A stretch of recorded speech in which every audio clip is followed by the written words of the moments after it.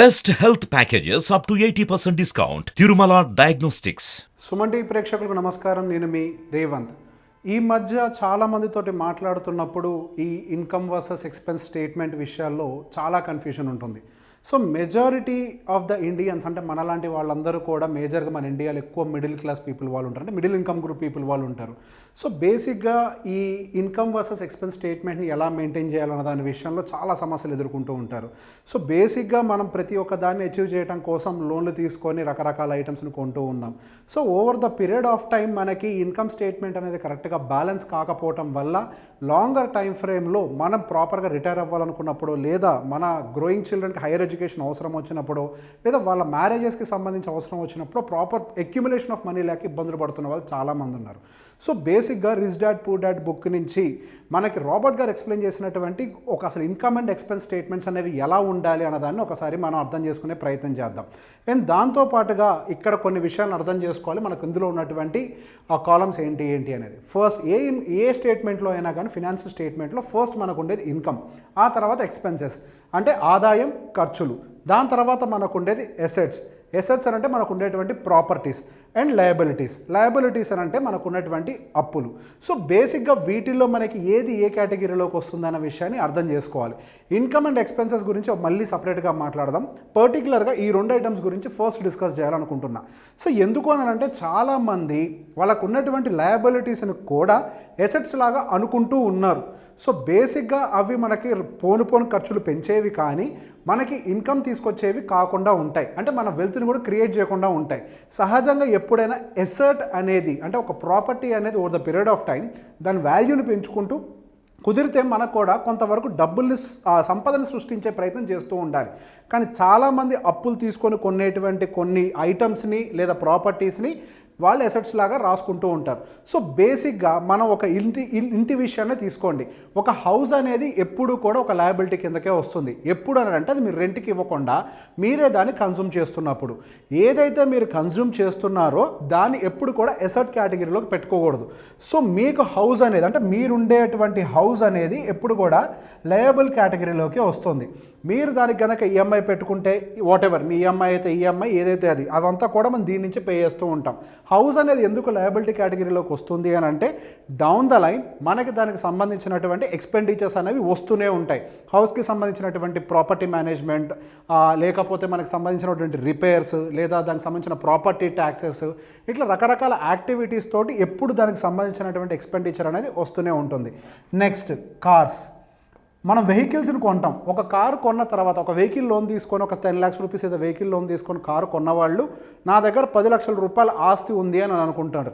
కాకపోతే అదొక పెద్ద లయబిలిటీ. ఒక పర్టికులర్గా మిడిల్ ఇన్కమ్ గ్రూప్ పీపుల్కి అయితే కార్ అనేది ఒక పెద్ద లయబిలిటీ. ఎప్పుడు కూడా కార్ యొక్క వాల్యూ కొంతవరకు ఇంటి యొక్క వాల్యూ అనేది అప్రిషియేట్ అవుతుందేమో కానీ డౌన్ ద లైన్ కార్ యొక్క వాల్యూ ఎప్పుడు డిప్రిషియేట్ అవుతూనే ఉంటుంది. అండ్ దాంతోపాటుగా కార్ అనేది ఆన్ డే టు డే యాక్టివిటీలో మనకి సంబంధించి ఎక్స్పెండిచర్ని పెంచేది కానీ మనకు సంబంధించినటువంటి ఎక్స్పెండిచర్ని తగ్గించేది కాదు. అదే మనం కనుక దాని లోన్లో తీసుకున్నట్లయితే దానికి సంబంధించి మనం పే చేసినటువంటి ఈఎంఐలో ఇంట్రెస్ట్ అనే ఒక కాంపోనెంట్ కూడా ఉంటుంది. మీరు 10,000 రూపాయలు ఈఎంఐ పే చేస్తున్నట్లయితే సుమారు ఎంత వద్దన్నా కానీ 5 నుంచి 4,000 రూపాయలు మినిమం మనకి ఇంట్రెస్ట్ కాంపోనెంటే ఉంటుంది. మీరు దాన్ని రీసేల్ చేసే టైంకి దానికి వచ్చేటువంటి వాల్యూ 10 లక్షల రూపాయలు పెట్టి కొన్న కార్ అయితే ఒక 10 సంవత్సరాలు గట్టిగా వాడితే 4 lakh రూపీస్ కూడా రిటర్న్ రావు. అంటే దాని యొక్క వాల్యూ అనేది డిప్రిషియేట్ అయిపోతుంది.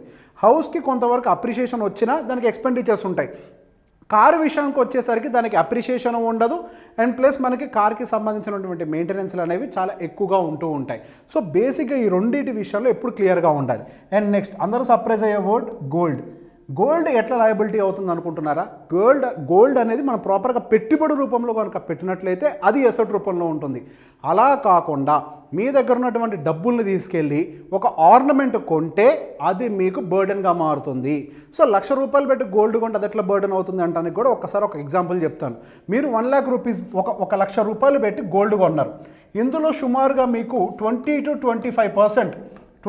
25% సుమారుగా మీకు ఇందులోనే జిఎస్టీ వాల్యూస్ ఉంటాయి, మేకింగ్ ఛార్జెస్ ఉంటాయి, అండ్ ఇందులోనే మీకు అంటే తరుగు అంటారు కదా, దాని గోల్డ్ డిప్రిషియేషన్ వాల్యూ అంత తరుగు వాల్యూస్ ఇవన్నీ ఉంటాయి. అంటే 1,00,000 రూపాయల వాల్యూ పెట్టి మీరు ఇన్వెస్ట్ చేస్తే మీకు ఫైనల్గా వచ్చేటువంటి ఆర్నమెంట్ ఒరిజినల్ వాల్యుయేషన్ సుమారుగా 75,000 రూపాయలే. సో సహజంగా ఈ కార్ కానీ హౌస్ కానీ over the period of time మీకు ఎక్స్పెండిచర్ తెచ్చి పెడతాయేమో కానీ గోల్డ్ అయితే పర్టిక్యులర్గా మీకు ఇమీడియట్గా 1,00,000 పెట్టి కొన్న తర్వాత మీకు డౌన్ ద లైన్ అంటే దానికి సంబంధించిన అమౌంట్ని 20 to 25% కట్ డౌన్ చేసేస్తాయి.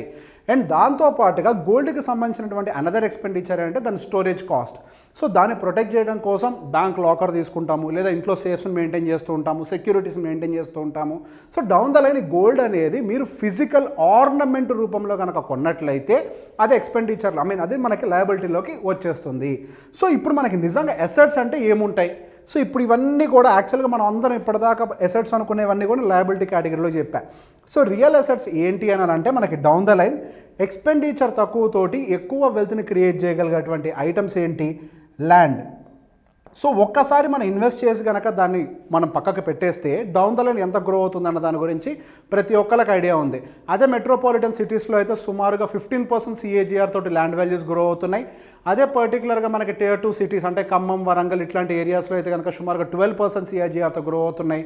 రూరల్ బెల్ట్స్లో కూడా మనకి 8 to 10% CAGRs తోటి మనకి ల్యాండ్ వాల్యూస్ అనేవి గ్రో అవుతున్నాయి.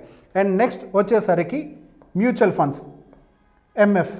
ఈ మ్యూచువల్ ఫండ్స్ అనేవి మనకి డౌన్ ద లైన్ ఇవి కూడా జస్ట్ లైక్ ల్యాండ్ లాగానే మనకి డౌన్ ద లైన్ మనకు ఒక వెల్త్ని క్రియేట్ చేసేవి. ఇప్పుడున్నటువంటి మ్యూచువల్ ఫండ్స్ ఎస్టిమేషన్స్ అయితే చాలామందికి అవగాహన ఉండే ఉంటుంది. ఈ మ్యూచువల్ ఫండ్స్ మనకి ఇండెక్స్ బేస్డ్, కేవలం మనకి ఈ నిఫ్టీ ఈ ఇండెక్స్ బేస్డ్ మనకు సుమారుగా 12 to 13% అంటే ఒక ల్యాండ్ ఇవ్వగలిగేటటువంటి రిటర్న్ అయితే జనరేట్ చేయగలుగుతున్నాయి. అండ్ దాంతోపాటుగా కొన్ని స్మాల్ అండ్ మిడ్ క్యాప్ మీరు కనుక సెలెక్ట్ చేసుకున్నట్లయితే మనకి 17 to 20% మధ్యలో కూడా రిటర్న్ ఇస్తున్నటువంటి మ్యూచువల్ ఫండ్స్ ఉన్నాయి. సో ల్యాండ్ అనేది లాంగర్ టైం ఫ్రేమ్లో ఎలా అయితే మనకి వెల్త్ని క్రియేట్ చేస్తుందో సిస్టమేటిక్గా ఇన్వెస్ట్ చేసుకునే వాళ్ళకి మ్యూచువల్ ఫండ్స్ అనేవి కూడా మీకు ఒక వెల్త్ని క్రియేట్ చేసి పెడతాయి. నెక్స్ట్ గోల్డ్లోనే మనకి SGB అని ఉంటుంది, అంటే సోవరిన్ గోల్డ్ బాండ్. ఈ సోవరిన్ గోల్డ్ బాండ్ అనేది మనకి ప్రాపర్గా అసెట్స్ కేటగిరీలోకి వస్తుంది. రెగ్యులర్గా ఉండేటువంటి ఫిజికల్ గోల్డ్ అనేది కన్సంప్షన్ పర్పస్, SGB అంటే మనకి sovereign gold bond that is issued by the RBI, మనకు అది వచ్చేసరికి పర్టికులర్గా అసెట్ కేటగిరీ అవుతుంది. ఎందుకు అని అంటే ఇందులో మనకి ఎటువంటి GSTs పే చేయము, ఎటువంటి మేకింగ్ ఛార్జెస్ ఉండవు, ఎటువంటి తరుగు తీయటం లాంటివి ఏమీ ఉండవు. అదొకటే కాకుండా ఒక్కొక్క గ్రాము పైన దాదాపు అప్పుడున్నటువంటి వాల్యుయేషన్ ప్రకారం 50 రూపీస్ డిస్కౌంట్ తోటే మనకి బాండ్ అలాట్మెంట్ జరుగుతుంది. సో దానికి లాకిన్ పీరియడ్ ఉంటుంది మేబీ 7 to 8 years. సో దీనికి కూడా ఒక అడ్వాంటేజ్ ఏంటి అని అంటే మనం ఈ రోజు ఫర్ ఎగ్జాంపుల్ 60,000 రూపాయలు యావరేజ్గా గోల్డ్ ప్రైస్లో కొన్నామనుకోండి, 7 to 8 years down the line అది ఒక 70,000 రూపాయలకి వెళ్ళింది. సో ఈ రోజు 60,000 కొన్న తర్వాత అది మెచ్యూర్ అయ్యే టైంకి మనకు వచ్చేటువంటి వాల్యుయేషన్ ఆ రోజున్న మార్కెట్ రేట్ 70,000 80,000 ఎంత ఉంటే అంత అమౌంట్ని మనకి ఏ కటింగ్స్ లేకుండా ఇన్కమ్ ట్యాక్స్కి కూడా మనకి ఎటువంటి ట్యాక్సెస్ పే చేయాల్సినటువంటి అవసరం లేకుండా మనకి పే చేస్తారు. అదొకటే అడ్వాంటేజ్ కాదు, యాన్యువల్గా 2.5% ఎక్స్ట్రా ఇంట్రెస్ట్ని కూడా మనకి పే చేస్తూ ఉంటారు. సో బేసిక్గా ఇక్కడ ఉన్నటువంటి కేటగిరీస్ అన్నీ కూడా మీకు ఎక్స్పెండిచర్ని తీసుకొచ్చేవి. ఇక్కడ ఉన్నటువంటి కేటగిరీస్ అన్నీ కూడా మనకి వెల్త్ని క్రియేట్ చేసాయి. సో బేసిక్గా మనం దీన్ని బిల్డ్ చేయాలా, ఫస్ట్ దీన్ని బిల్డ్ చేయాలనేది మనం ఐడెంటిఫై చేసుకోవాలి. సో బేసిక్గా మనకి ఇన్కమ్ వస్తుంది కొంత, మేబీ మనకు ఉన్నటువంటి ఇన్కమ్ సోర్సెస్ ఏంటంటే జాబ్ చేసుకునే వాళ్ళకి జాబ్, లేదు అని అంటే కొంతమందికి బిజినెస్, ఎవరికైతే కొన్ని ఆపర్చునిటీస్ ఉంటాయో వాళ్ళు బిజినెస్ చేస్తూ ఉంటారు, లేదా కొంతమంది ఏంటి అని అంటే వాళ్ళు జాబ్తో పాటుగా ఎక్స్ట్రా పార్ట్ టైం బిజినెస్లు చేస్తూ ఉంటారు. పార్ట్ టైం బిజినెస్ లేదా part time job, business are job ఏదో ఒకటి రకరకాలుగా చేస్తూ ఉంటారు. కొంతమంది ఏంటి అని అంటే ప్యాసివ్ ఇన్కమ్ కోసం వాళ్ళకు ఉన్నటువంటి మేబీ ఎగ్జిస్టింగ్ ప్రాపర్టీస్ దగ్గర నుంచో వాళ్ళ దగ్గర ఆల్రెడీ అటువంటి పెట్టుబడుల నుంచో ఏదో ఒక బిజినెస్ని ఇన్వెస్ట్ చేసి they will not do any active business but ఒక ప్యాసివ్ ఇన్కమ్ని జనరేట్ చేయడానికి ఇన్వెస్ట్మెంట్ చేస్తూ ఉంటారు. సో బేసిక్గా మనకి ఓన్లీ జాబ్ హోల్డర్స్ కేటగిరీ చూద్దాం, మిగతా అన్నీ వదిలేయండి. ఎందుకంటే మనకి మేజర్ వ్యూవర్స్ అందరూ కూడా జాబ్ హోల్డర్ కేటగిరీ వాళ్ళు ఉంటారు కాబట్టి. సో ఫస్ట్ మన జాబ్ హోల్డర్ కేటగిరీ వాళ్ళు అసెట్స్ని ఎలా బిల్డ్ చేయాలి? ఒక నార్మల్ శాలరీ వచ్చేవాళ్ళు డైరెక్ట్గా ఒక హౌస్నో, కార్నో, గోల్డ్నో లోన్ రూపంలో పర్చేస్ చేయడం చాలా ఈజీ, అందులో ఎటువంటి అనుమానం లేదు. సో లోన్ తీసుకున్న తర్వాత ఒక్కసారి మన ఇంట్రెస్ట్ అనేది పే చేయడం మొదలు పెడితే సింపుల్ లెక్క 20 సంవత్సరాల కోసం మనం ఒక 50 లక్షలు లోన్ తీసుకుంటే మన టోటల్ రీపేడ్ అమౌంట్ సుమారు ₹1,00,00,000 అవుతుంది. అంటే మనం తీసుకున్న దాని మీద వాల్యుయేషన్ ఎక్కువ కడుతున్నాం. ఇప్పుడున్నటువంటి కండిషన్ ప్రకారం అపార్ట్మెంట్, మీరు ఒక ఇల్లు అపార్ట్మెంట్ కొంటే దాని యావరేజ్ గ్రోత్ సంవత్సరానికి 6%గా మాత్రమే నమోదవుతోంది. అది కూడా ఒక డబుల్ బెడ్రూమ్ ఫ్లాట్ కొన్న వాళ్ళకు 42 గజాల ల్యాండ్, ఆ ట్రిపుల్ బెడ్రూమ్ కొన్న వాళ్ళకు ఒక 60 గజాల ల్యాండ్ ఏదో ఇస్తున్నారు. కాబట్టి ఆ ల్యాండ్ షేర్ మందం ఎంతైతే ఉందో ఆ షేర్ మందం మాత్రమే డబ్బులు అప్రిషియేట్ అవుతూ ఉంటాయి. సో మీకు ఆ టైంకి అప్రిషియేట్ అయ్యే వాల్యూకి మీరు రీపే చేస్తున్నటువంటి వాల్యూకి ఈక్వేట్ అయిపోతుంది. సో మీరు కంప్లీట్గా లోన్ తీసుకొని హౌస్ కొంటాం అనేది ఒక బ్రిలియంట్ ఐడియా అన్న విషయాన్ని ఒక్కసారి కొంచెం పక్కకు పెట్టి నేను చెప్పేదాని గురించి ఆలోచన చేయండి.